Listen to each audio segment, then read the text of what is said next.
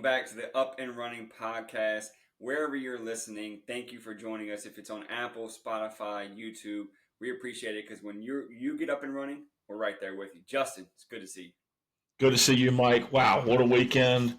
What a game. Got a lot to get into tonight. Unbelievable game. We're bringing you the Super Bowl recap show this week. There's a lot to unpack from the Super Bowl. We're going to talk a little bit about how we're so thankful for the guests we have. Some of the predictions they made came true. Some of the prop bets came through. But, man, what an incredible game. You're talking about monster performance from the kickers. An OT game we haven't had. It's the second time ever in Super Bowl history we had an OT game. A back-and-forth dogfight defensive battle that came down to the wire. What an incredible game. This is the Up and Running Pod, like I said, on X, at Up and Running Pod. Turkey's there. We're going to talk about Do Better, some Turkey stats. My handle's there. Follow us on there. Drop us a line. Let us know what you think of the game. We're also going to touch in later on in the show about the OT debate. Did Shanahan make the right call on the coin toss? There's going to be a poll later on our X account this week as the pod drops. So please check that out. Vote. Tell us what you think. We're going to dive right in. Justin, what an incredible Super Bowl. How was your Super Bowl? The Super Bowl was great. Mason and I got to watch some of the game. The first quarter was slow. Turnover city. Defensive held strong. Really got to watch some exciting play from some of the things that we were talked about with our guest. Robert Levy talked about containing Patrick Mahomes. And by far, that's just one of the things that they did excellent during the whole game, but especially in the first three quarters. They really kept him contained. San Francisco's defensive line did a good job in the first half, really holding them down. San Francisco, their offense went after them. Kansas City's defense stood up. Those cornerbacks absolutely dominated some of these receivers, from Debo and Jennings, just really took control of the game as far as the defensive backfield went.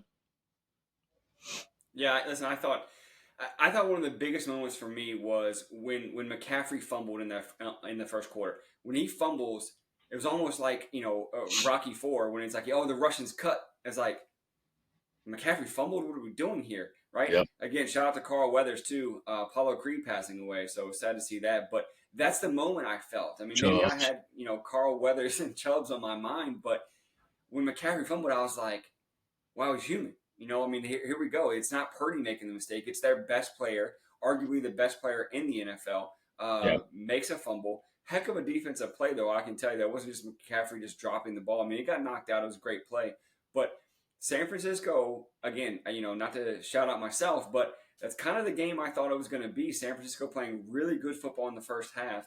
And I don't necessarily know if the bonehead mistake came later. It almost did when Shanahan when he went forward on fourth down. Instead of taking the 3, which they ended up taking 3 anyway. But San Francisco played really great football in the first half. I thought, to your point, to Coach Levy's point, the defense on San Fran made Patrick Mahomes look so uncomfortable. He did not have a great first half of football. No. And that goes back to they made a trade with the Redskins, or the Commanders, towards the end of the season to get Chase Young.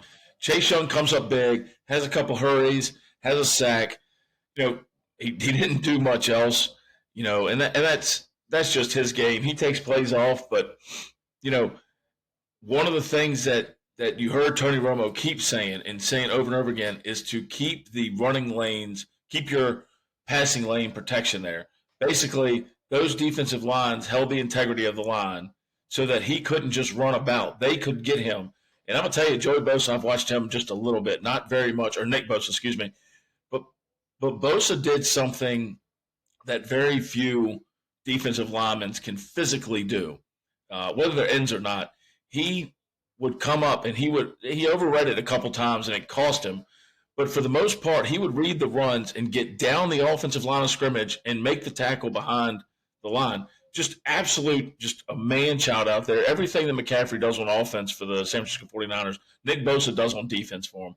It really was exciting to watch him play. He had a few chances to get to Mahomes, and Mahomes just stepped away, just by a little thread there. But it was exciting to watch that defense in the first half and really kept him in the game. Granted they had a 10-0 lead there in the second quarter, But without San Francisco's defense, Patrick Mahomes could have gotten away with some things. They played hard, kept him off the scoreboard until the end of the second quarter there, going into halftime. Yeah. The offense wasn't doing much. The fumble hurt. That was a long drive, but the offense wasn't doing much. Obviously, you talk about the score, first half 10-3. So Sure.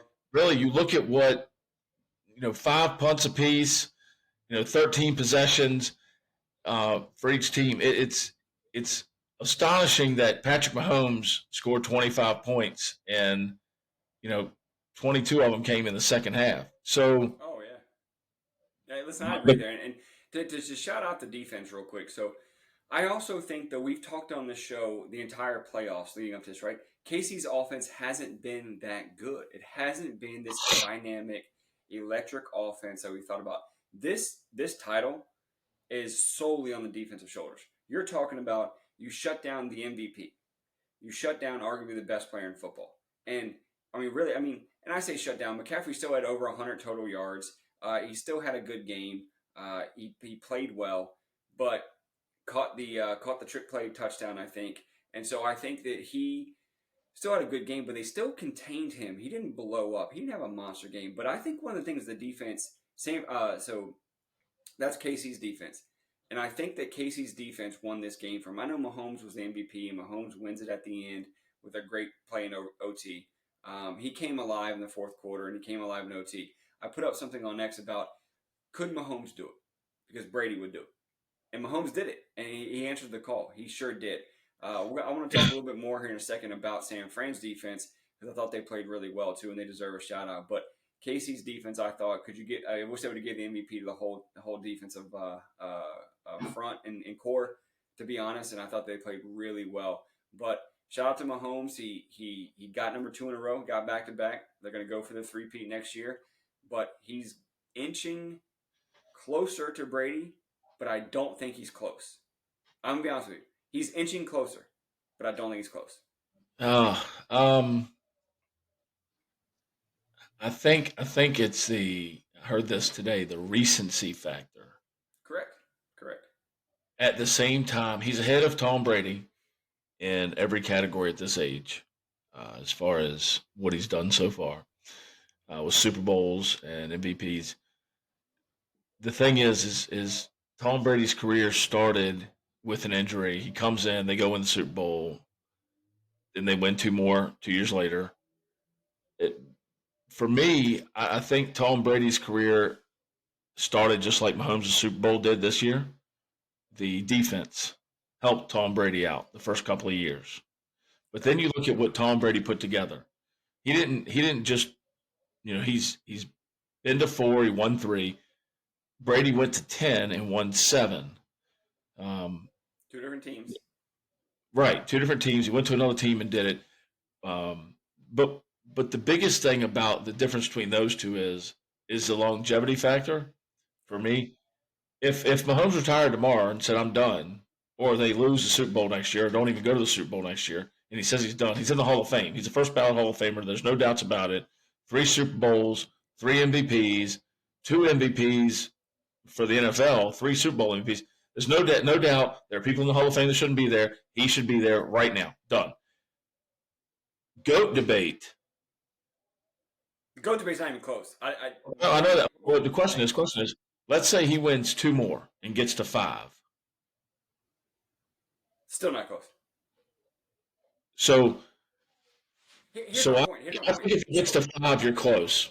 If he gets to 5 and 7, if he goes to 7 and gets to 5, I think he's close. Here's my point on this. First off, there's going to be a whole episode dedicated to Hall of Fames, whatever sport it is, because we're going to debate that, because Justin and I are widely different on a lot of topics. We're together on some of them, but I never liked the argument of if they retired to the first ballot Hall of Famer. I just disagree. I mean, the longevity of Brady's career is one makes him the GOAT and absolutely a Hall of Famer. But I think when you talk about Mahomes' resume, it's impressive. It's very impressive.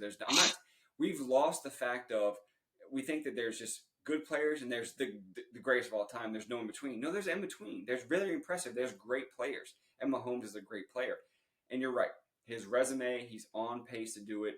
This was one won by the defense. Brady has had, plenty of help in his career too. I'm not saying he did it all by himself, but there's some stats that I got to throw out. Mahomes winning this Super Bowl, he ties for the second most playoff wins with Montana at 16. Brady is the all-time leader at 35 playoff wins. It's double what they have, and plus a little extra. At the same time, this is another impressive stat. All New England Patriots Super Bowls are with Tom Brady. Brady's got 6 with the Patriots. The Patriots only have 6. Brady's it for them, right? Right. So that's another thing that I think is really impressive. Again, Brady going to 10, winning 7 is an incredible feat. I think Mahomes is getting closer, but I don't think he's close, if that makes any sense. No, so I don't think he's close. Don't get me wrong. I don't think he's close. I'm saying, but he's on a pace to be there. There's not a quarterback that we have seen that has come out hot that has been to 2+ Super Bowls Sure.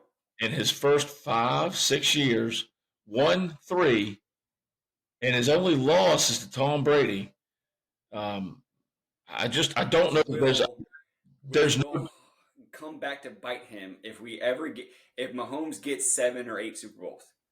That will always come back to. Oh, I agree. And if Kyle Shanahan never gets to play the Chiefs again in the Super Bowl, he'll never be greater than Andy Reid, no matter what he does, right? Sure. But back to Mahomes. So here's the thing. He's already tied the original GOAT, if you want to talk about Montana, right? He's already tied him on playoff wins. He will surpass him at some point. Unless something catastrophic happens, knock on wood, he'll pass him.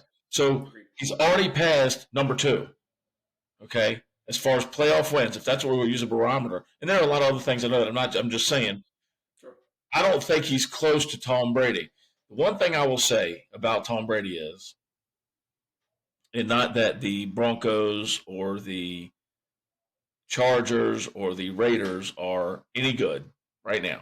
They're all awful. Brady also played at a time, with the exception of 3 years, he was injured in the 2 years that Rex Ryan was coaching the Jets and they went to the NFC Championship game. Those 3 years are the only years that Tom Brady had to play against good teams in his division. Yeah, the division doesn't matter though. He gets a playoff spot. He gets a playoff spot. I'm not saying it does. Hold on. Yeah, you get a playoff spot, but again, there's a chance that Mahomes might not. He might be in the same situation next year, the wild card. Yeah, but my thing is, once you get to the playoffs, lights get brighter. You still got to win playoff games. Doesn't matter if your division's weak. I understand the auto thing. Listen, I'm okay with that. You got an on autopilot because the division was terrible. I understand that argument, but you still got to go win 35 playoff games. I agree with that. Who are people not in your division for the majority of the time, and so you've got to go beat them. You also had to go beat Peyton Manning, who's in the top 10 quarterback list, let's be honest, and a lot of people was in the top 5. He probably had the worst coaching staff of any great quarterback in the history of the world. Well, you still got to go beat them, and then you still had to go beat some of the teams, some really good teams in the NFC, right? And so Brady had to beat good people. And so, listen, Mahomes and Josh Allen are going to battle in the playoffs. I hope for the next decade because I think that's incredible football. Well, I hope not. Mahomes and Josh Allen's battle. I hope they never see each other again, and I hope Tua's in there beating up on Mahomes' rear end. There's your roll tide. What are we at? 13 minutes. Great. Roll tide there. But listen, so we're going to talk more about in the offseason about the dynasty of Mahomes, the dynasty of the Chiefs, whether the 49ers are on the verge of a dynasty. Is the dynasty over? Did it go up in flames before it even started? We're going to unpack all of that during the offseason when Justin and I get a chance to debate some of the things we want to talk about, talking about greatness, talking about dynasties, talking about the future of football. We're going to get into all of that in the offseason. So backing up to the Super Bowl, I wanted to make this. We didn't talk about this in the pre-show because I wanted to throw this out to you to get your immediate reaction. Had the Chiefs lost, I think you blame a lot of it on Pacheco because I think he had a horrible game. And that dude fumbled, horrible fumble, one. Shout out to San Fran's defense because I think they caused that fumble. Just wasn't him dropping the ball, but he looked shook and he looked like he was trying to make up for it all game. And like we said, you lose that money in Vegas, you can't go chase it. And I know Robert Levy was probably screaming on from his couch when that guy didn't hold the football high and tight. So, I think that's a big one. Had the Chiefs lost, think they're blaming the running back.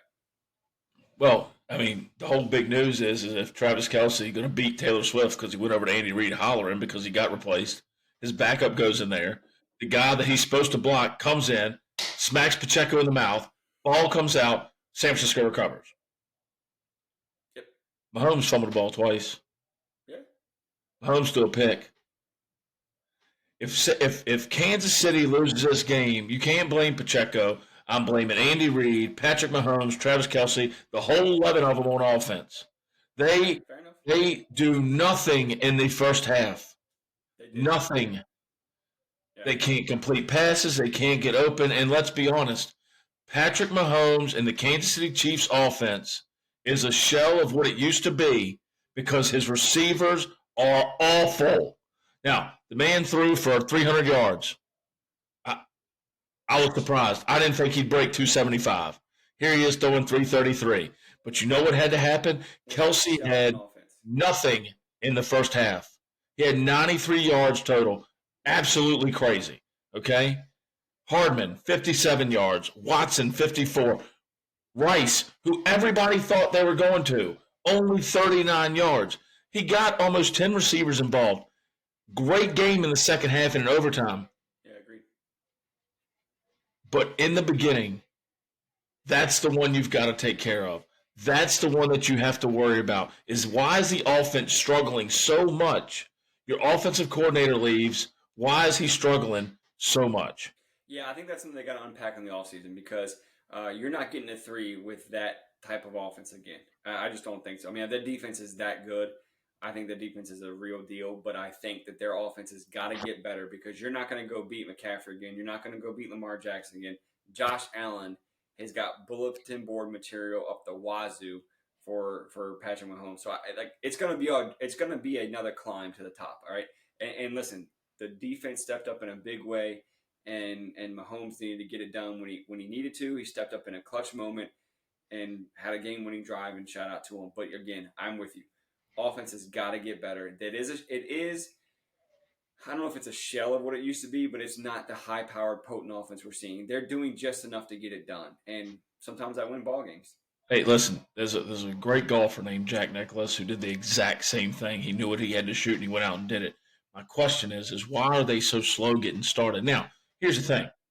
They just won the Super Bowl. Let's be honest. They did enough to win. I get that. Yep. Hey, if you're going to live by that, that's fine.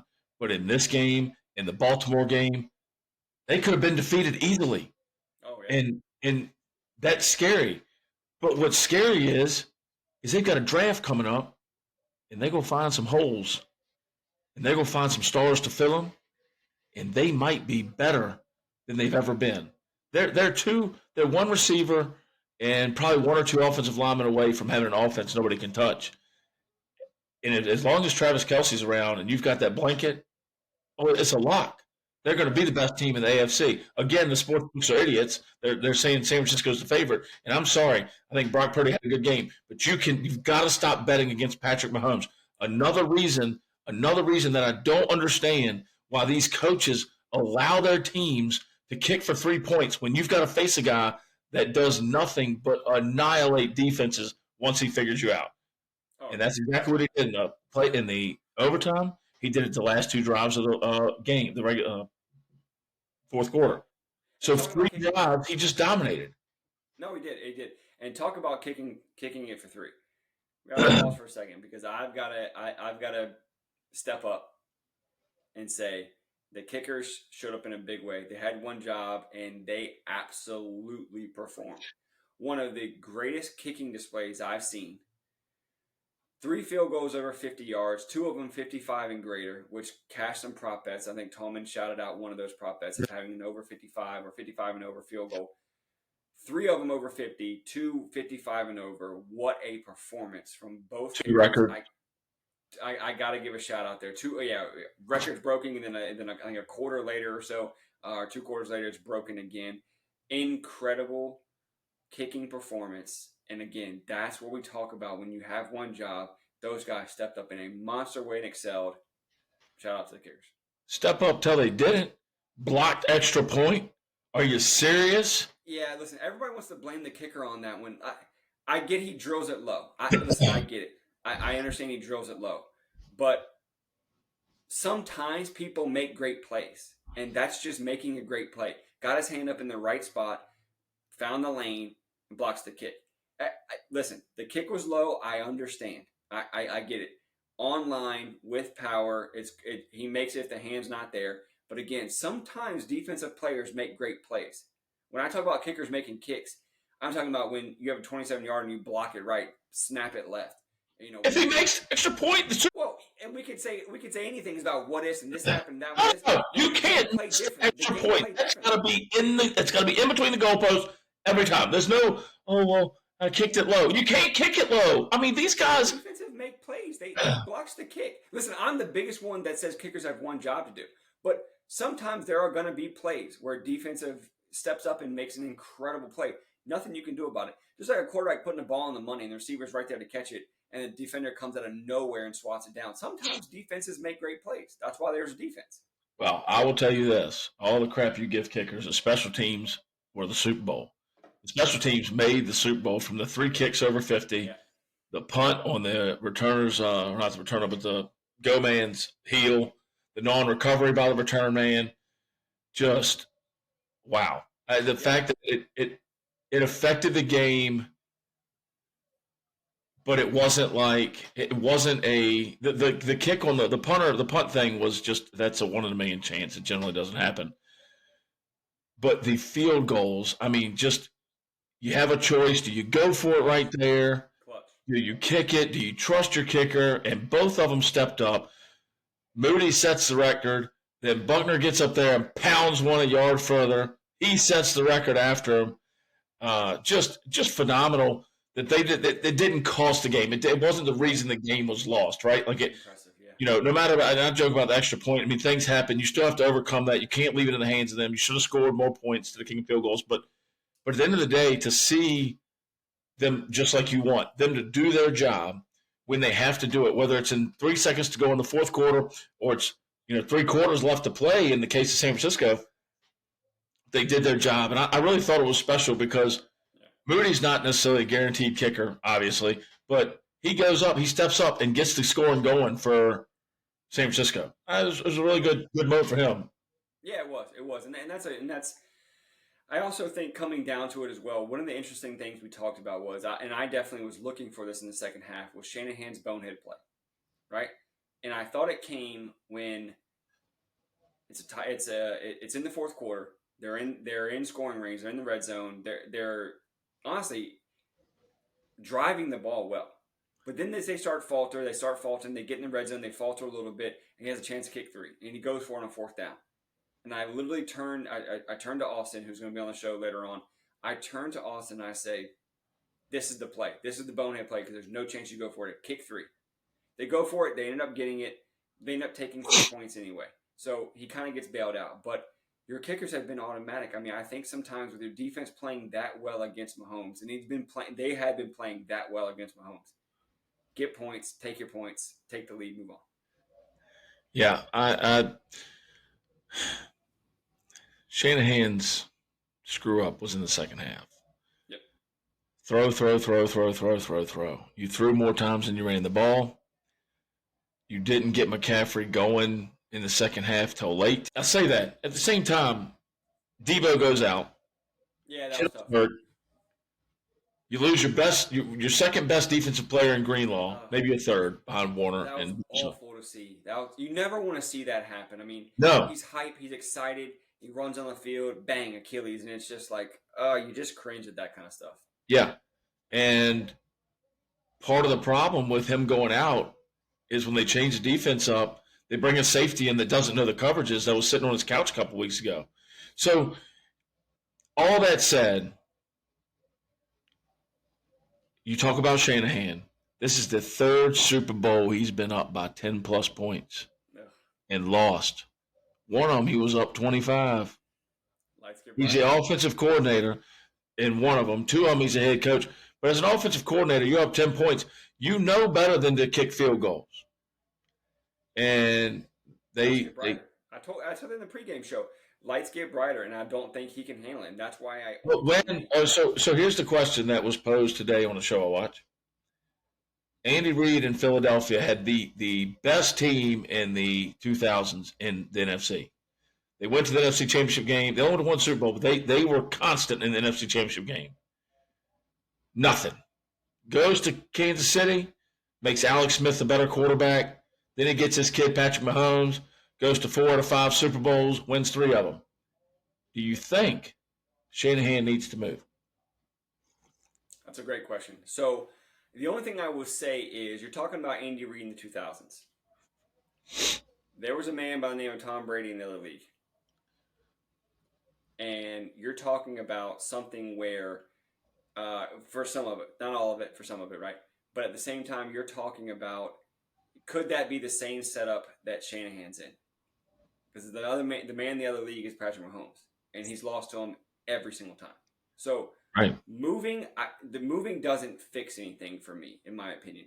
Moving doesn't change anything because you're still going to have to go beat Mahomes. Whether if you move the AFC team, it's an AFC title game. If it's an NFC again, you're going to have to face him in the Super Bowl. I think it comes down to where Shanahan's got to figure something out. He's an offensive genius. He's a brilliant young mind. The problem is, again, when you start outthinking yourself, when you start doubting yourself, I don't think that he has that clutch gene.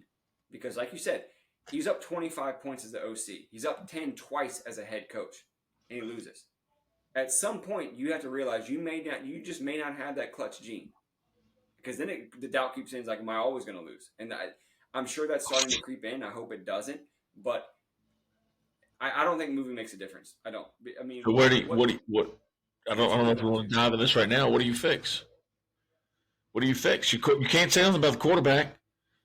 Yeah, you can't say nothing about the running back. You got to get healthy receivers. I mean, is George Kittle done? You know, I thought he was kind of non-existent in the game. I didn't really. Well, listen, those quarterbacks and those linebackers, him and Debo and Ayuk weren't touching balls. I can tell you right now, they were on them. They were tight coverage. It was defensively in the backfield.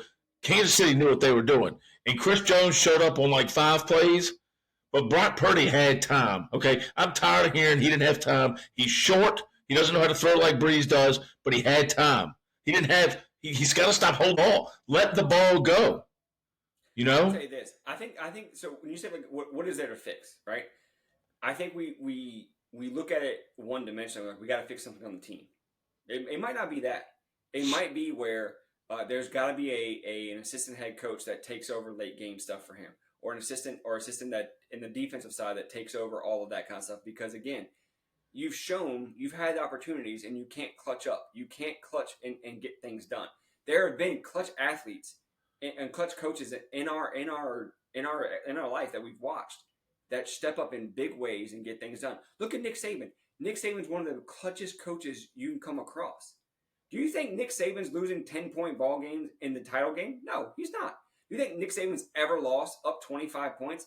I bet you, whoever stat guy's out there that listens to this, go back and research that. I bet you Nick Saban's never lost a 25. I can tell you now, that ain't ever happened. But that's my point, though. Like sometimes people just don't have that clutch gene. For an example, when Carmelo Anthony was like in his second or third year, I said to everyone I was in a group chat with, he'll never win a title. He'll never win a title. He doesn't have it. He does not have that clutch gene. He never did. There are people that just can't win the big game. They can't do it. Yeah, but you talk about the other guy. I mean, goodness, look at who he came out with. I mean, he had to go. Kobe Bryant's in LA when he's in Denver. God forbid he came to the East and had to face the Celtics or LeBron. I'll say it right now. Shanahan will never win a Super Bowl. Okay. We talk about bowl predictions. Mike Mills has been drinking a lot of bourbon tonight. Never win a Super Bowl. Here's my thing. Here's my thing I want to bring up to you right now. Shanahan, how about this? Kyle Shanahan as a head coach will never win a Super Bowl. Kyle Shanahan as a head coach will never win a Super Bowl. He's lost 3 Super Bowls to the GOAT and possibly the future GOAT. He lost with Matt Ryan, who nobody would bet for against Tom Brady, and he lost with Jimmy Garoppolo, who the Patriots let go because they knew he was the next GOAT, and he lost with Brock Purdy. I tell you what, I heard a rumor today. Give me Kirk Cousins. Give me Kirk Cousins. Oh, you can't win. No one can win with Kirk Cousins. Give me Kirk Cousins and Shanahan's offense. Watch it. Watch him go to the Super Bowl and beat Mahomesy. I'll tell you right now. Look at who he had against Patrick Mahomes. You can't tell me. Okay, I agree with what you're saying. Patrick Mahomes, get out of here. Get out of here. In Shanahan's offense, I think he's better than Brock Purdy. The question has always been, can Tom Brady leave the Patriots and win? The answer was yes. Can Brock Purdy leave the San Francisco 49ers and be as good as he was this year on another top 10 team? The answer is no. Correct. The answer is no. I agree. So you have to improve at Purdy fan either. I don't think he's that good. I don't think Purdy's that good. Listen. You know what I love about him? It's his faith. I love his faith. I think he's a decent quarterback, but he's not great. He's not elite. If you replace Garoppolo or Purdy with an elite quarterback, you're not putting up field goals anymore. You're scoring one more touchdown to win the game. In what world is Kirk Cousins an elite quarterback? In what world? In what world has he played for a team where he could be elite?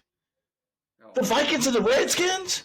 Yeah, and if everything... Think about this all the time. If Tom Brady had gone to the Cleveland Browns, is he Tom Brady or is he a 6th-round draft pick that bust out?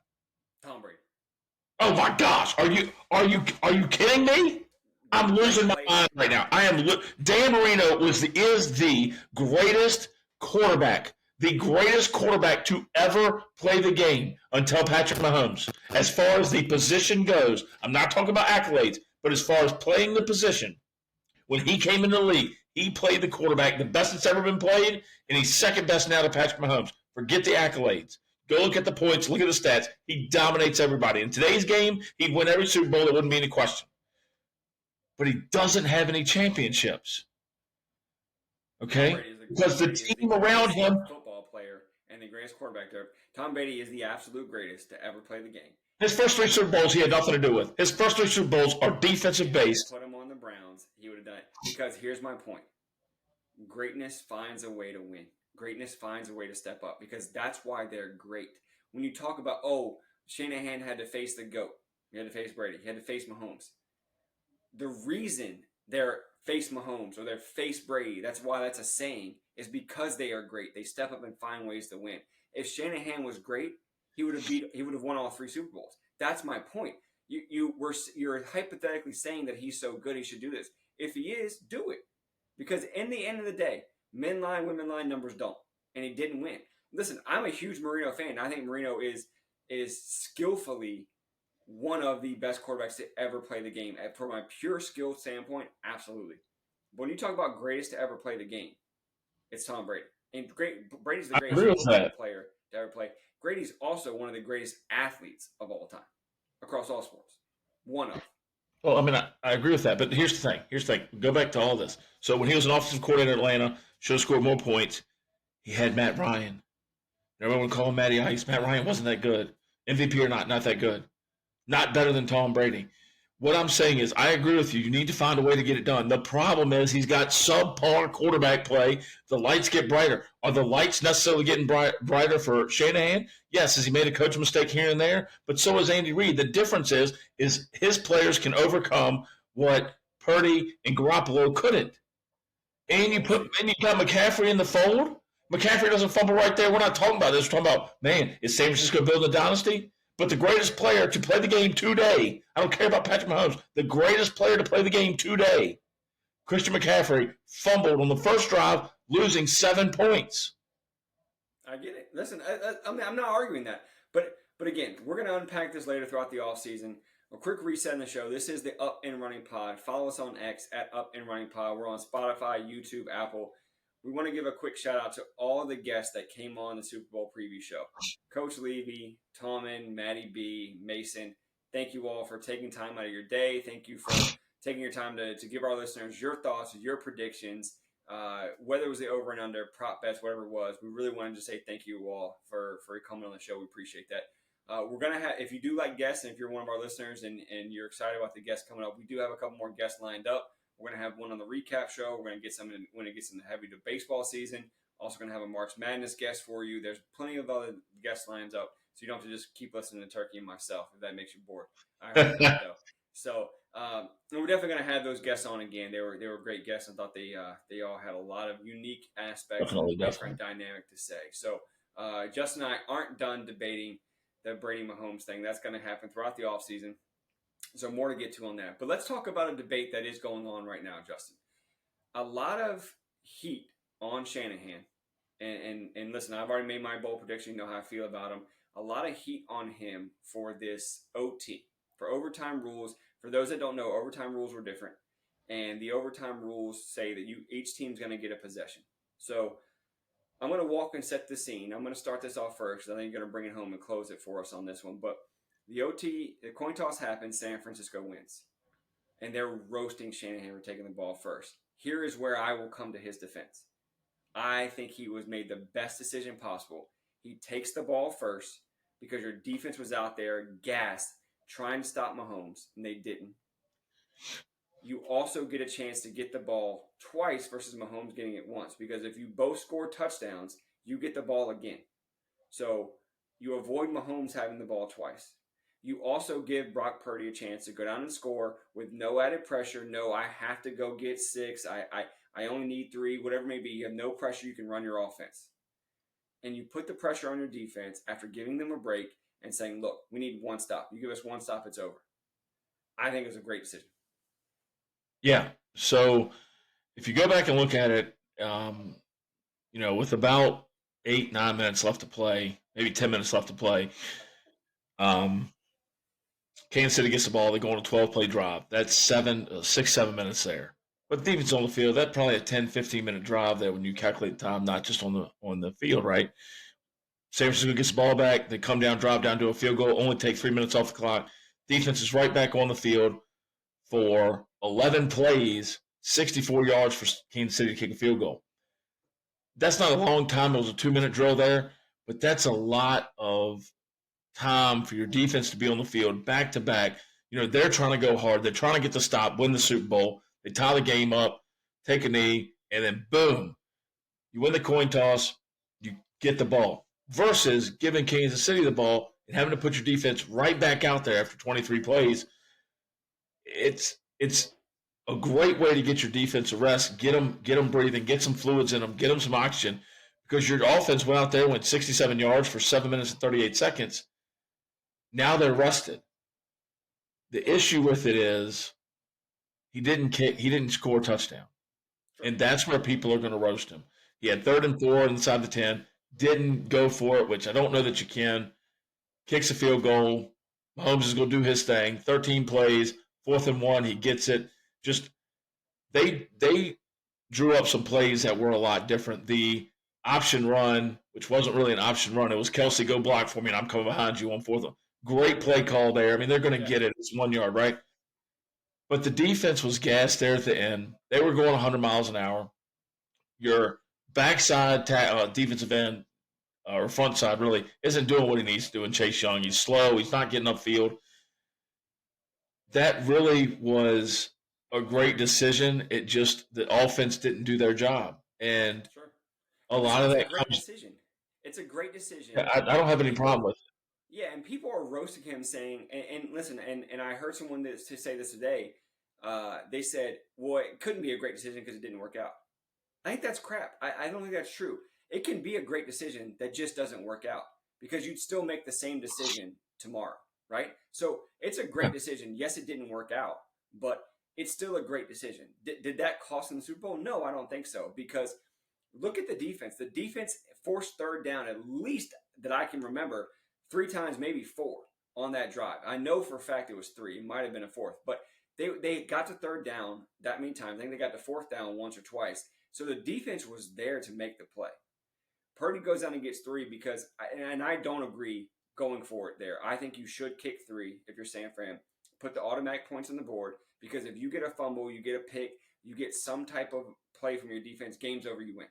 All you need is to stop, right? I get that, If you go for it and you don't get it, everybody's going to question you, because now all Mahomes has got to do is go down and get 3. So I would rather have more pressure on Mahomes, as much as you can put on there, and put the step on your defense, because that's who's the clutch person for you, is your defense. That defense has been clutch all season. Ride them. And listen, they almost pulled it off.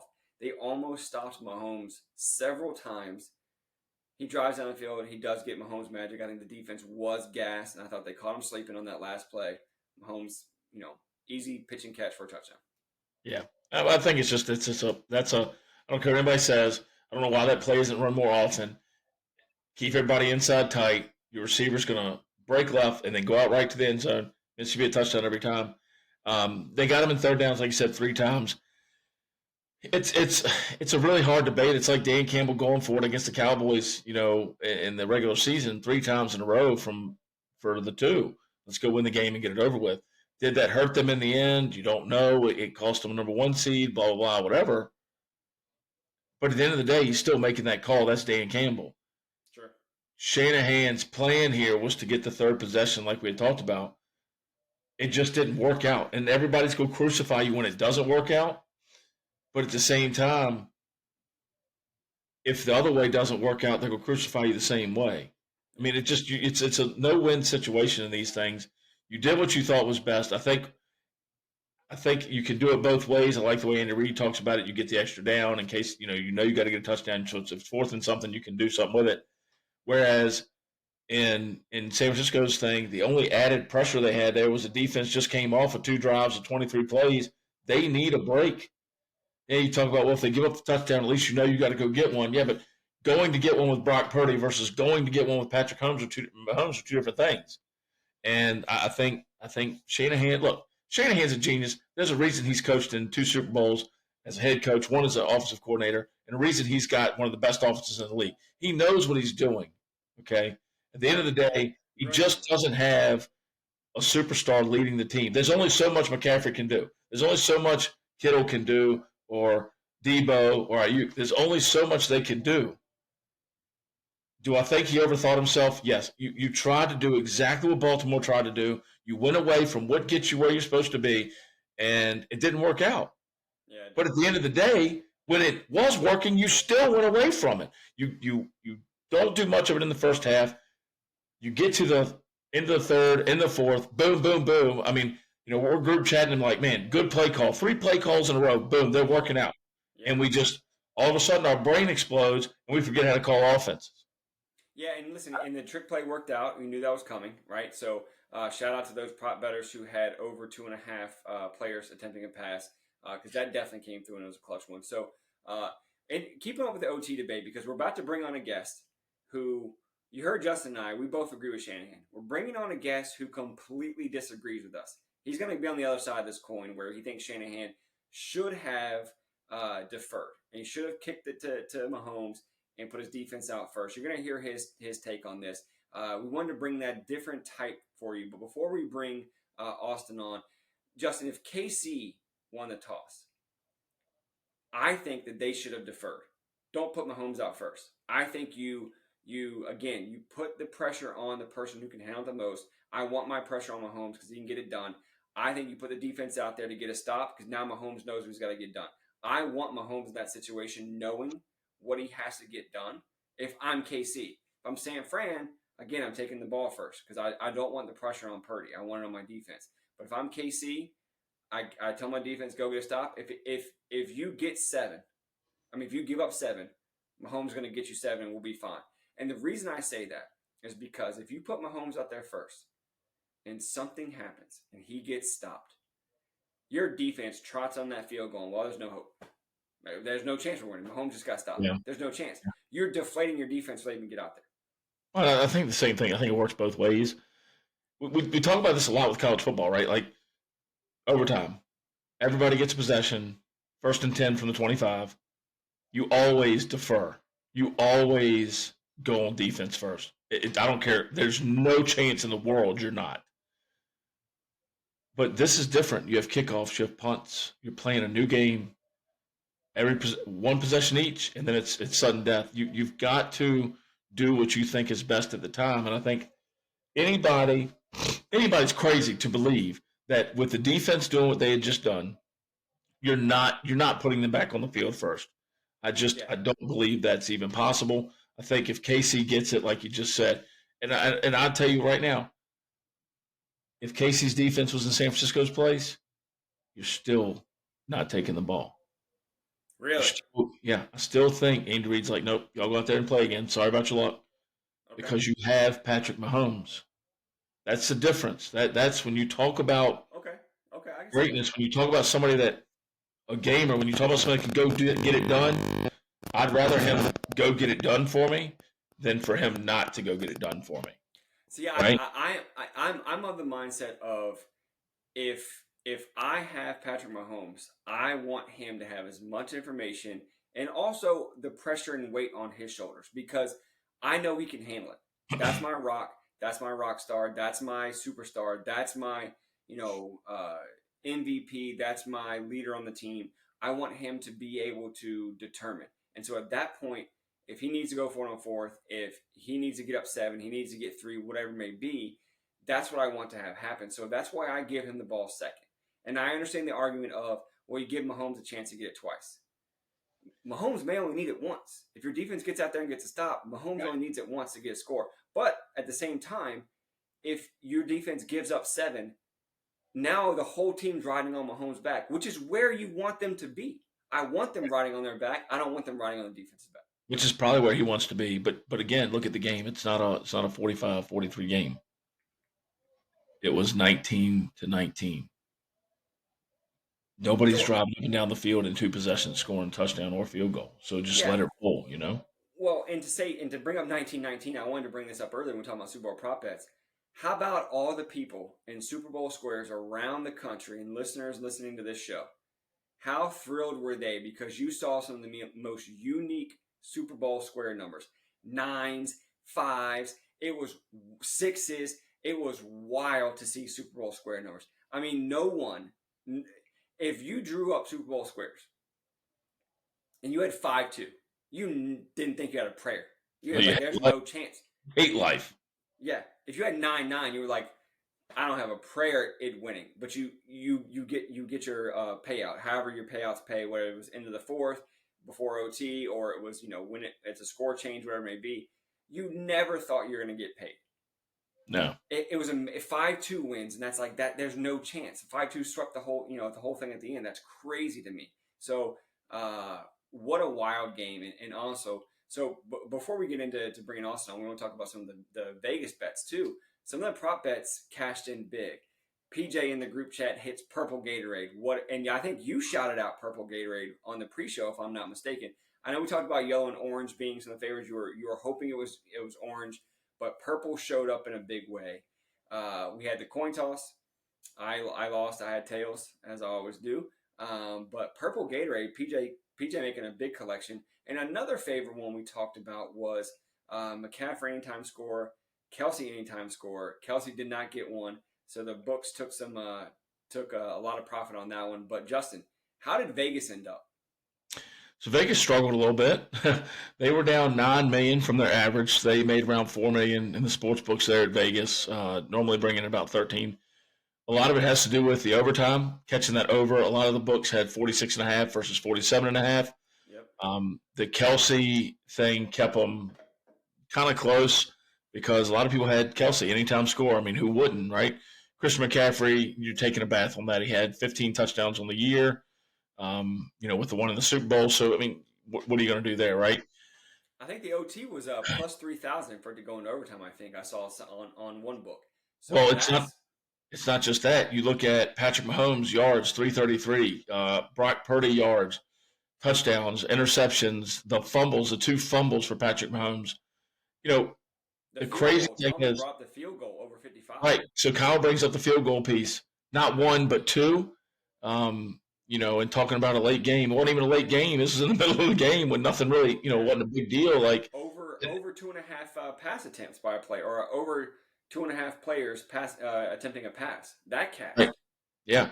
And Coach Levy said that McCaffrey might throw a touchdown pass. He didn't, but he caught a touchdown pass from another player, who also is one of the first since Nick Foles to catch and throw for a touchdown in the Super Bowl. Yeah, I mean, really the crazy the crazy prop bets, right? Like throw and catch for a touchdown, which you're only getting at sports books really generally in Vegas. Very odd to have those on BetMGM or ESPN Bet, whatever you use.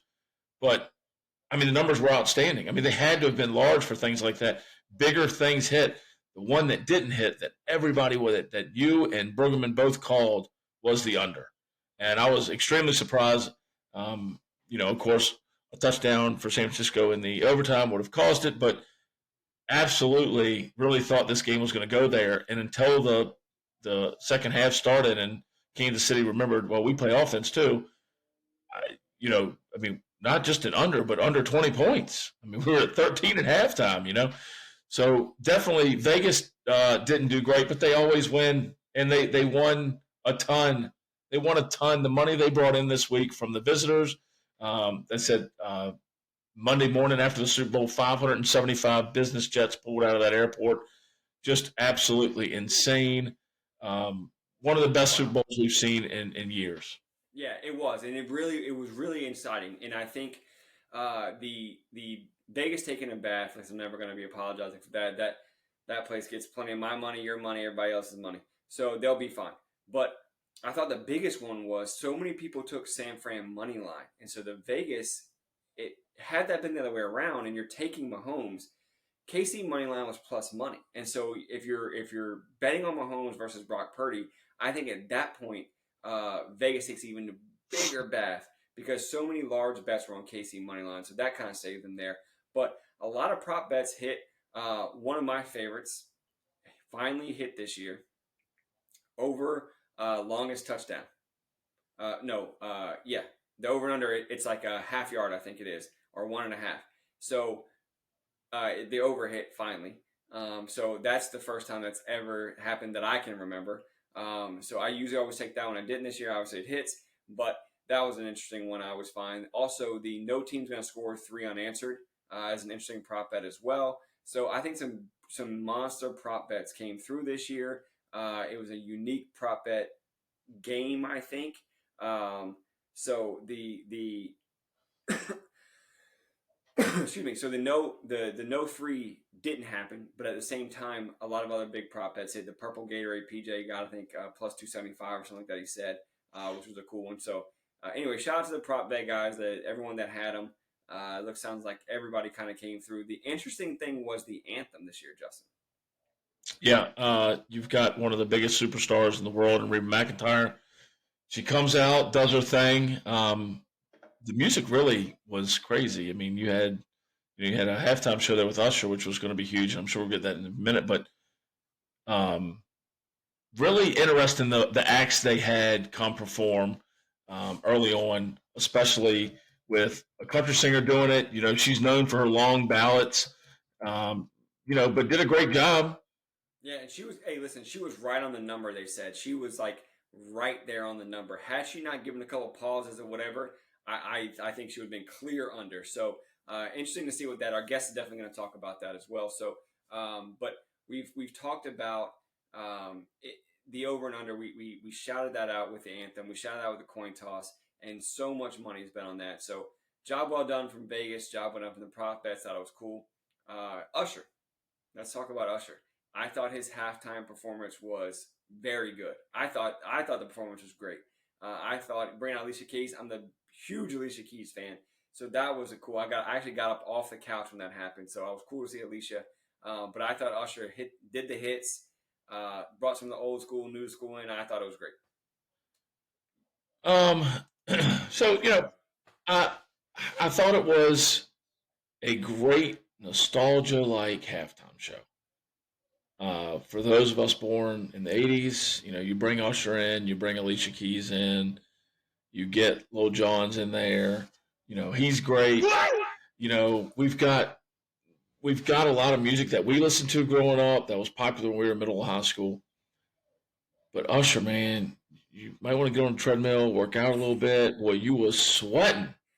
I mean, looked tired, gassed. From the guy whose nickname is Turkey. Hey, listen, I get that, but I'm not on stage at the Super Bowl. Now, if they want me, I'll go do some karaoke, sing some Shameless.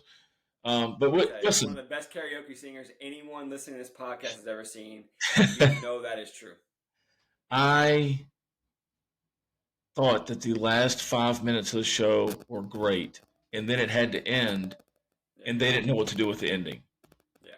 Like, he just kept screaming, yeah, at the end, and I'm like, bro, like, finish it, right? Yeah. So, I think one of the big things for me to take away from it was I enjoy that. Like, that's fun. It gets a whole different bunch of age groups in there, different dynamics there, men, women. But do you?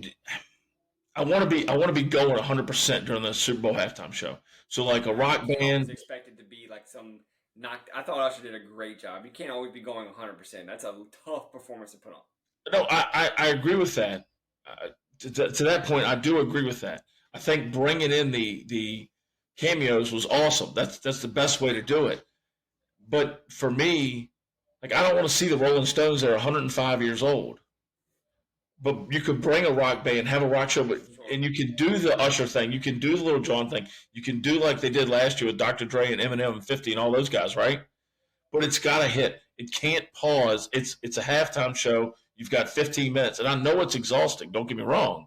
I understand where that part's coming from, but it just didn't hit in the beginning. Alicia Keys misses her first three notes. So if I'm going to critique it, listen, I loved it. I thought it was great. I told Brandy, I was like, this is great. You need to come watch this. If I was going to critique it and look at it, I'm like, it was good. It brought me all back in the nostalgia feels. But at the end of the day, I like Yeah, I'm ready to that was get tough. pumped up. It's a great Super Bowl. It's 10-3 at half. My boys Niners are leading. Let's go. And it was more like it started off slow, and then they got to yeah. Now when yeah came on, I was like, that's what I wanted.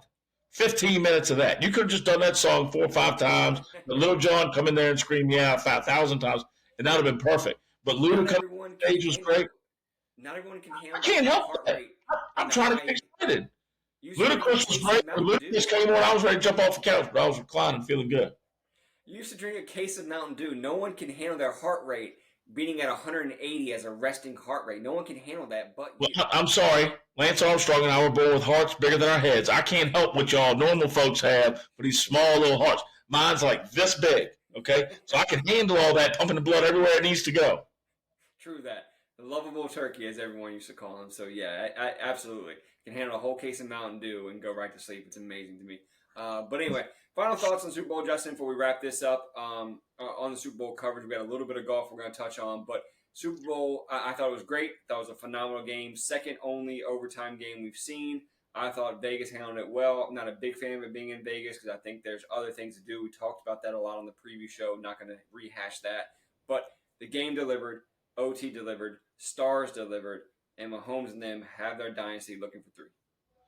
Yeah, I really couldn't be more excited about what's to come.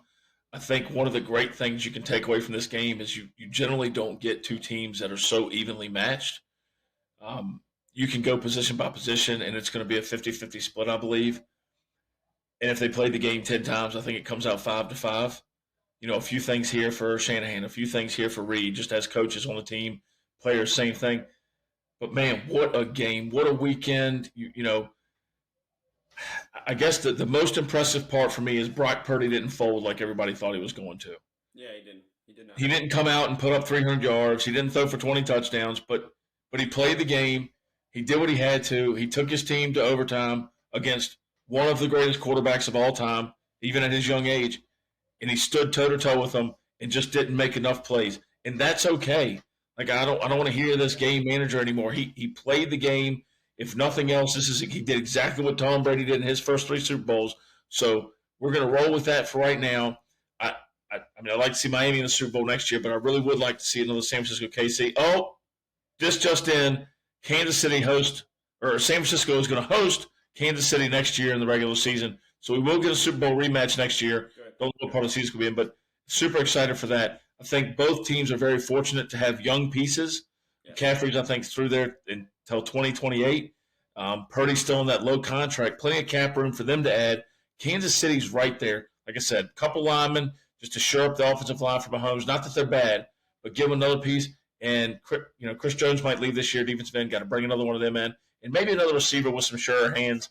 The question is, being that they have all this capital with them now, do you trade up and maybe get Marvin Harrison Jr.? That's a topic for another day, but definitely think Kansas City and San Francisco are on their way to keep doing this, battling it out in the championship games, and then hopefully making it to the Super Bowl a couple more times.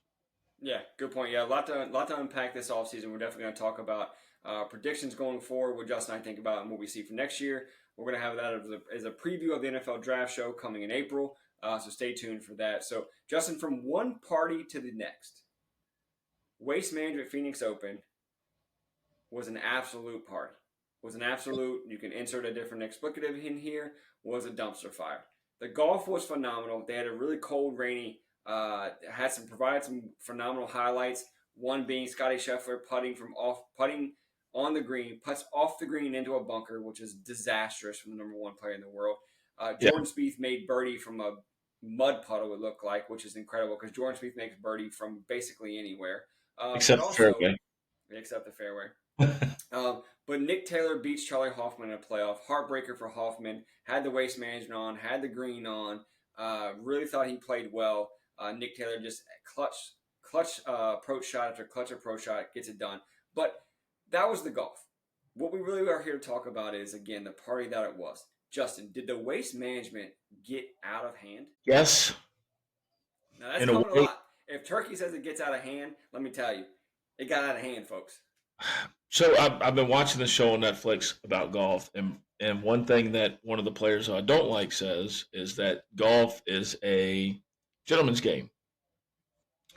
Waste Management Phoenix Open has nothing to do with gentlemen at all. At the 16th hole, or so you Right. thought. This week, the rain. I mean, the West Coast is getting drilled this week. Last week, Pebble Beach was shortened. My issue with the waste management is this: there are limits to what you should be able to do at golf courses. There are limits at the waste management on the PGA Tour, and we passed all of them this week. They sold 4 million drinks. They overserved by about 2 million. A big thing for me that I think I have a problem with is you can go have fun. I don't mind the beer showers. I don't mind the cans. But when every day you've got people running out, making angels in the sand traps or fat guys rolling down a hill, like this ain't a hockey game, folks. This isn't a place to show your butt and think it's cool. You're interrupting play. Like I said, the beer showers. They got guys that come pick up. They get that. You knock one in, you hit it, you ace, you get a birdie, you hit one tight. They're going to go nuts. You make a long puff of birdie, you chip one in. They're going to go nuts. That's great. I love that. But you can't involve yourself and take away from the golf. No, it can't. It can't be something that Happy Gilmore's going, oh, that's a little too much too. Listen, this is my this is my hashtag do better section. If you're a fan of the Waste Management Open, you should be ashamed of yourself at how some of them acted. Do better. And I say that because I have no problem with the beer showers on 16. Someone hits it close. The fans get into it. I think last year, Joel Damon had a ball. Was it Tom Hoagie had a great time when he lifted his shirt up or whoever? Oh, yeah, yeah. Was. So that's all fun and games, and that's what makes it fun. This year went way past that line. And to your point about over-serving, it got dangerous. Someone fell from the grandstands. They said there was at least 10 people blacked out that had to get, taken to an ambulance, taken to a hospital. So this has gotten dangerous. I'm all for the fun. I love the rowdiness. I think the 16-hole setup is great. I've actually gotten a chance to play that course when the setup was already there. So I've seen it. I've never been to the Waste Management Open, but I've played a couple weeks after it and where it was still up, and it's an incredible view. It's an incredible environment.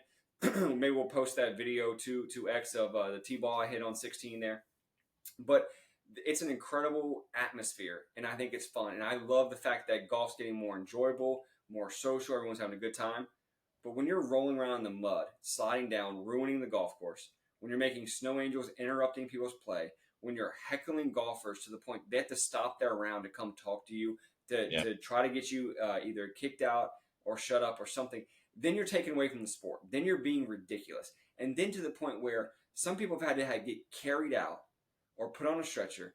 I'm all for having fun, but now it got dangerous. And to your point of over-serving, the tour's got to do something to limit that because that event can't go away. It's an incredible event. That 16th hole is an incredible environment. I mean, we have the Tiger raising the roof videos.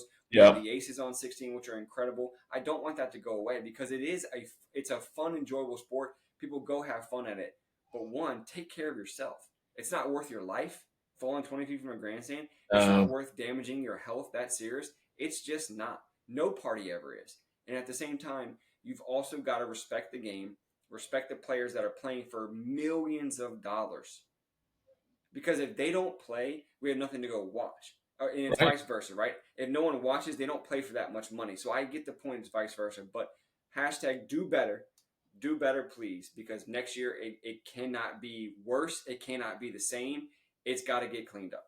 Yeah, it's just a respect thing. If you don't respect God, it's no different than you go down to your local dirt track and you get to hole number three, and nobody's fixing divots. The rule in that is just for everybody watching, fix one and then somebody else's. But we play a course. We've played it many times. You and I, Queenfield, and I don't mind if you go play golf and you suck and you're a plus 18 or you're an 18 handicap. I have no problem with that. But respect the game, and I think that's what's lost on the waste management. And it's funny because we've been talking about this the last couple of weeks. This is exactly what Live is promoting, golf but louder. But the PGA Tour, just like everything they've screwed up in the last 24 months, screwed this up. You're punishing the millions of people that show up to that tournament or hundreds of thousands of people that show up to that tournament because a select few, let's say it's 5,000 of them, can't control themselves. There's no way you're not going to mass control this because money powers everything. So they sold 4 million drinks, Mike. Even if that's at $2 a pop, that's $8 million right there. Boom. And we know it's not that. And that shows the greed because you're willing to hurt someone's health. All right. Because if they're past, cognitive behavior and they can't think straight because they're too drunk, stop serving them. Right. They don't know to say no at that point. Right. Or if you're a friend of someone that's there, look, be a friend then. Be a real friend. Help them out. And listen, we've had plenty of drinks before. We've gone with people that have drank way too much, and we've taken care of them, you and I both. So you have to be that friend if you're in that group. I'm all for having fun. I'm all for the beer showers and everything like that. It's a great time. But again, take care of yourself. Take care of the person next to you. We have to be each other's keeper on this because, again, your life is at stake because anytime an accident can happen like that or no one wants a trip to the hospital with alcohol poisoning. That's just ridiculous. No, I mean, the waste management will end up being like the Philadelphia Eagles football stadium. Got to put a prison right there, and you can get all the rowdy ones in there. But just a sad thing for one of the best tournaments on tour. One of the tournaments I look forward to, and I'll be honest with you, ESPN Plus had the coverage in 16. I watched that a lot. That's a lot of fun to watch. And then I watched a lot of golf shots. I did follow Justin Thomas and Jordan Spieth. Followed a little bit of Scheffler. There was a really tight field up top. I mean, yeah, it was a good tournament. Good golf too. Yeah, it wasn't bad as far as there's a big competition right now who the best golfers are on either tour, and Scheffler, Burns, Thomas, Spieth, a couple others. Obviously Taylor and Hoffman going into a playoff, but the leaderboard was full of winners, and let's just go ahead and state this right now. The tournament can start with 156 players, and then they get it down. Okay, they have cuts and things like that. But let's not forget that every week somebody can have a good week. These fields are not limited except for the signature events. I'm tired of hearing look at that leaderboard when you still have some of the greatest players in the world playing, and they're getting up there, but other guys are going to have weeks. They're just not consistent. So if Scheffler shoots a minus 16 or minus 15, it's fine if he doesn't win. But just know he's still up there in the top 10 of these tournaments. I am so sick of that argument when the waste management had a great field in it, and the stars came out. They just didn't finish, where you wanted them to, but they also played in horrendous weather. Let's not act the greens didn't have puddles on them. Yeah, LIV Golf's invitation, right? It's invite only, so I agree with you. It's a smaller field. Their leaderboard should be stacked because you only went after the greatest, some of the top players on the PGA Tour. So your leaderboard should be stacked. I think that's an unfair comparison from LIV. I think LIV Golf has got some really serious players. I think they're very good. I still can't get past the loud music and the playing on every single hole. That's frustrating to me. But I think LIV Golf is still good. I think the players are good. They've got to figure out that team aspect before I watch any more of it. But I am hopeful that we have a podcast soon that shows we're going to talk about how they merge and come back together, and hopefully there's a path forward for them. So speaking of great players, Justin, the greatest of all time, is starting his season, is next stop on his season at Riviera, the Genesis. Mr. Eldrick Tiger Woods is teeing it up this week, paired shockingly enough with his friend Justin Thomas on Thursday and Friday. He is a player host, so I think he probably got a chance to set that tee time with who he wanted to play. But Justin, new threads for Tiger. What do you think? Throw up. It's so ugly. Like, I get it. Like a lot of people complain about the sun, day, red. Sunday's not together. That's fine. SDR on the left sleeve, fine.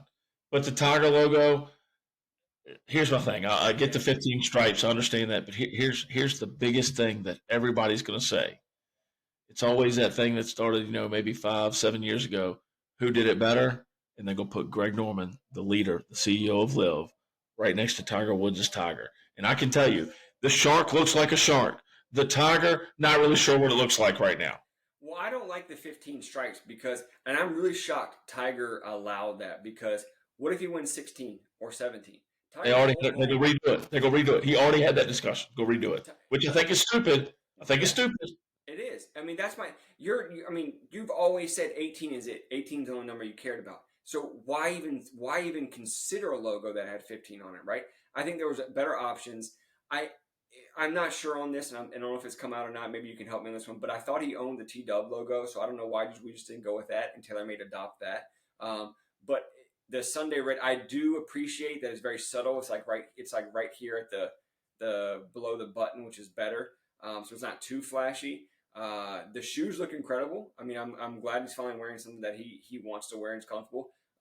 We'll see what it looks like. We'll see if they make some tweaks throughout it because there is a lot of feedback. There's a lot of lashing out. People are not liking the logo, and that's going to get back to Tiger. And I think there is going to be some adjustments. Maybe we'll see. They're trying something out, just like he's trying out a new caddy this week as well. So I think there's some trying and trials that Tiger's going to go through with this. But anyway, I hope he wins more than 15 majors. I'm rooting for him to get to 18. I'm just thrilled that Tiger's back in competitive golf, playing at the Genesis. It's tough because he's never won at Riviera, so it's hard to pick him this week, but I'll never bet against Tiger Woods. Yeah, so just real quick back to us. He owns the TW logo, but again, we don't know all of it because like with this new venture, he trademarked with Tiger Wood, with TaylorMade. So I'm not sure. I will say that, look, man, I love me some Tiger Woods, right? And I just really have a problem with his design here. Like we talk about all these things, with friends and the drinking. Did the friends not look at him and go, bro, this is not it. This is not it right here. Like the problem that I have with it is he's a tiger. Well, John Daly's the lion, and John Daly's lion looks a lot more like a lion than Tiger looks like a tiger. Right? If this guy is drinking and smoking cigarettes and he downs 15, 12 packs of Diet Coke going around and his team came up with something that looks good. You over here don't do much of anything anymore because you can't handle it, and that's fine. Hey, get your help, do what you got to do, rehab, whatever it is. And that's what your team came up with? It's like a squiggly line that a third grader drew, and then we just put some drops down to make stripes. Yeah, it's a bad tiger. It really is a bad image of a tiger. I don't know why we just don't stick with T-Dub. I think T-Dub was classic. I thought he could have absolutely ran with that with TaylorMade. But again, trying something new, we'll see. I don't think it's going to do it's going to do well because it's Tiger for sure. But I can tell you, I want to see it up close. I want to see it in store. I think it drops May 1st. So I want to see what it looks like in a store, but so far, man, I'm not thrilled. I don't think it looks that good, but we'll see. Tiger's out there. Tiger's playing competitive golf, so listen, there's worse things in the world. Hey, listen, so real quick on, he is playing competitive golf. 12-25, him and Justin Thomas, paired up with Gary Woodland, had brain surgery last year. He's recovered, got the sponsors exemption for this week. So really excited to see how Woodland does. He's a guy I've always liked, thought his story was just amazing. But yeah, so Woodland's back in the fold this week too. That's something to look forward to.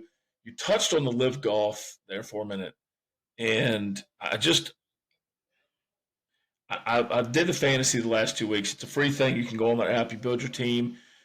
You pick 4 players or 5 players. You get a substitute if you need it. And Dustin Johnson came out this weekend and won. Second place.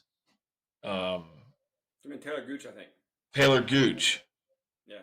LIV Player of the Year last year. Right. And we talked about the top players, and I'd love to have those guys back on the PGA Tour. Oh, I would too. Right. The Smash team won, which Gooch, finishes second. He wins the team title too. Kepka, another great one I'd love to have back. Kokrick and McDowell, who McDowell didn't have anything, hadn't been doing well, and he didn't necessarily play well this week, or great this week. Let me take that back. But they brought something different. They did their own party hole in Vegas. My question last week was, or would have been last week, was how are they going to fill the stands? And you know what they did? They filled the stands. They had celebrities. They had a special celebrity, Tommy Fleetwood. Don't sleep on Fleetwood going to LIV. But just no chance. I hate saying this. I hate saying this because I'm really, Mike, I'm not a big fan of LIV. Don't like them. Don't really care what anybody says. I'm so glad to hear the news that Phil Mickelson won't be playing anymore. He's going to a board seat to help with other things. But they know what they're doing running a tournament. They competed with Phoenix. They probably won on the look because Phoenix had all the bad stuff going on. They're starting to get to a point where their momentum is increasing. And the PGA Tour, with Monahan at the helm, is going down. And quite frankly, Brandel Chamblee and Jay Monahan can get on the next blue rocket that goes out of Jeff Bezos' house and send them right onto the moon with no food provisions and see how long they last. Because they love talking that S all the time. And I just got to get rid of them. Just the mouthpiece on Brandel Chamblee has got to go. It's one thing I will tell you right now. I was not a great athlete at any point in my life. I played high school sports. Brandel Chamblee had a couple starts on the PGA Tour, and he acts like he's Tiger Woods or Jack Nicklaus, and I cannot stand that. Couldn't stand it with Johnny Miller. Can't stand it with this guy. And not that I want them to be like praise and LIV, but your points, you've made your point. Stop bringing up the fact that they're murderous people. That's fine. The PGA Tour has played in Saudi Arabia. They've taken money from them. They're trying to take money from them now. Stop being such a hypocrite. Because that tournament they ran this weekend completely dominated what Waste Management did. Completely dominated. They're beating the same drum. The thing that I can't stand about Chamblee is he beats the same drum over and over. It's the same thing he said for 3 straight years. And it's like, okay, we get it. We know how you feel. Move on to the golf. Move on to something else. Move on to discussing the players, the tournament, whatever. It's always the same thing, and that's what's frustrating. I agree. Listen, I'm a big proponent on leadership, and I think Jay Monahan's leadership has run it in the ground. The tour wasn't happy prior to LIV coming out. They were unhappy with Monahan's service as the commissioner, and now I guess he's going to be the CEO now of this new PGA Tour Enterprises. And I think the problem is this: you've got to get rid of the bad leadership. You were in this spot partly because of Monahan. Everyone wants to blame Norman. You got to have some of that blame on Monahan too, because you're here because he let it get this bad, and now you're trying to clean it up with him. Why? New blood. New commissioner, new CEO, whatever it is, and I think the tour changes around because you're right. LIV momentum is coming up. LIV momentum is getting better. And LIV Golf instituted something that throughout the Ryder Cup, in all of our group chats, we were all blowing up social media, each other, group chats, whatever it may be. They wouldn't show the golf. The coverage started early hours in the morning. And only the diehard golf fans. Myself, I was up. I was watching the first tee ball. I know many of the guys in the group chat weren't. I think it was just Matty B and I that were up watching the first tee ball. And they wouldn't show the golf.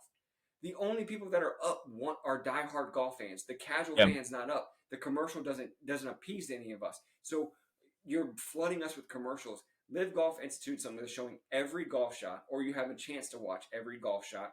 Yeah. They instituted that. And that's something the tour needs to figure out because people watch golf to watch the golf shots, not to hear about the history of the course and this and that and everything else. So again, change Monahan. But to your point on Chamblee, he's got to change his tune. We get how you feel. No one's going to forget it. But move on. Let's go. Yeah. Well, I think the biggest thing, one thing, Mike, I will say that I thoroughly enjoy with LIV that I think it's crazy. I can't believe I'm going to say this. The shotgun start, okay?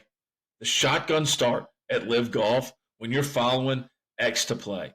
You got 10 to play, 9 to play, and it counts down like that. Like everybody's in the same. You know where everybody is. There's leaderboards everywhere.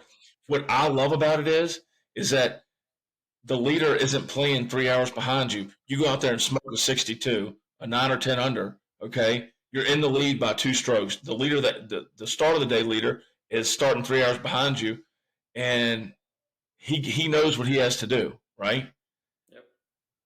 It is phenomenal. The other thing that does, it alleviates all this.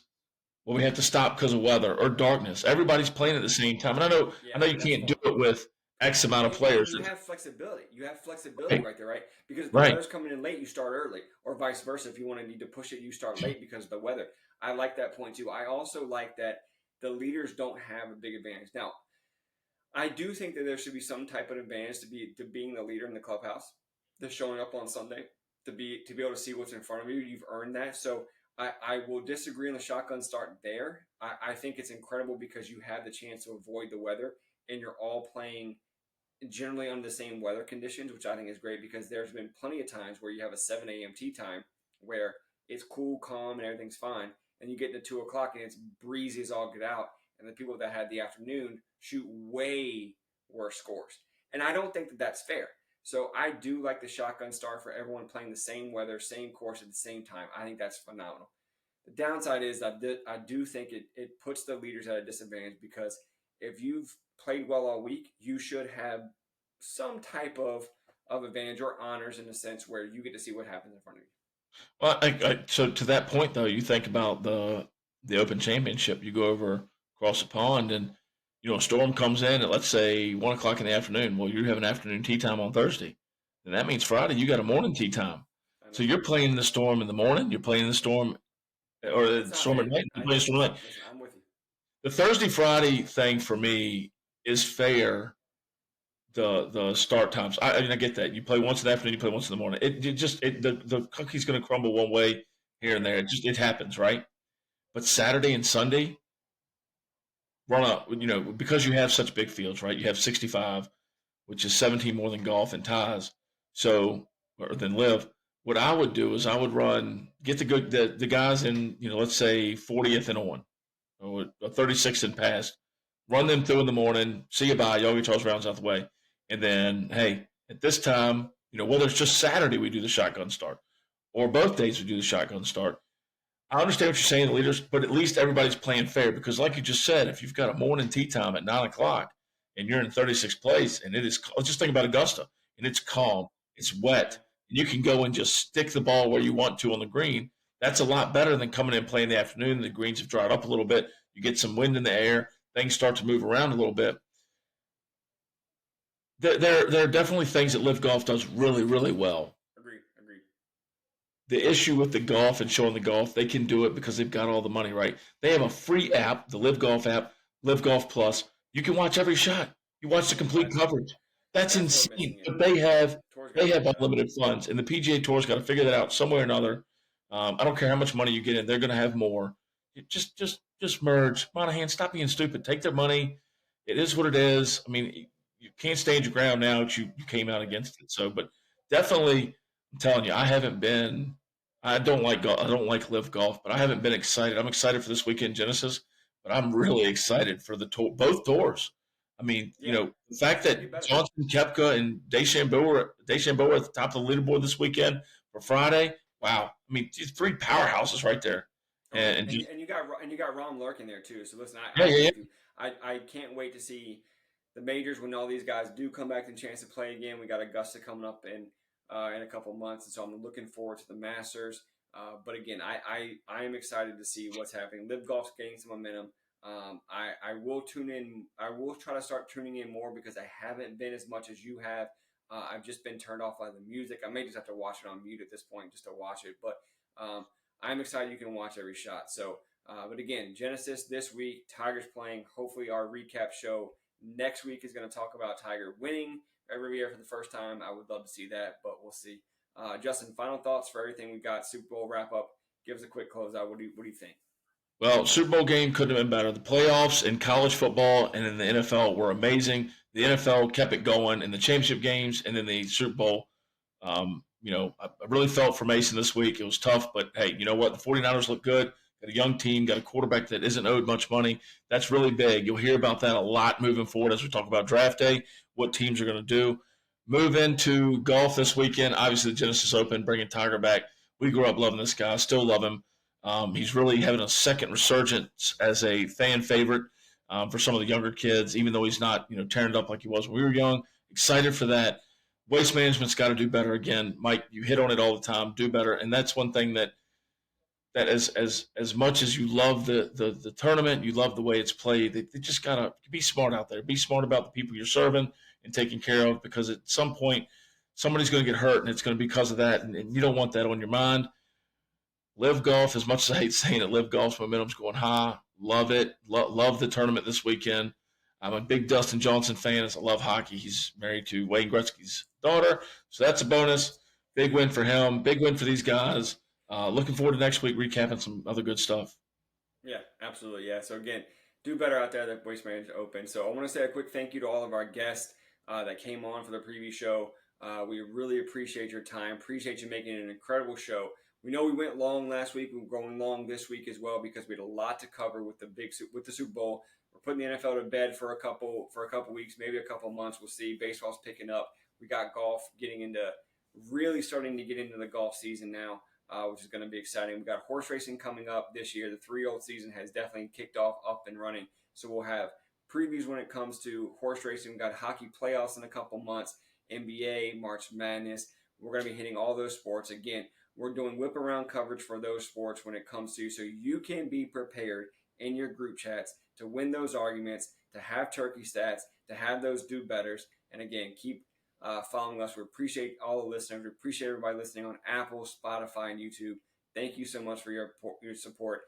I'm Mike. That's Turkey. We are the Up and Running Pod. Follow us on X at Up and Running Pod. And this is me saying, please be kind, be grateful, and always be humble. Justin.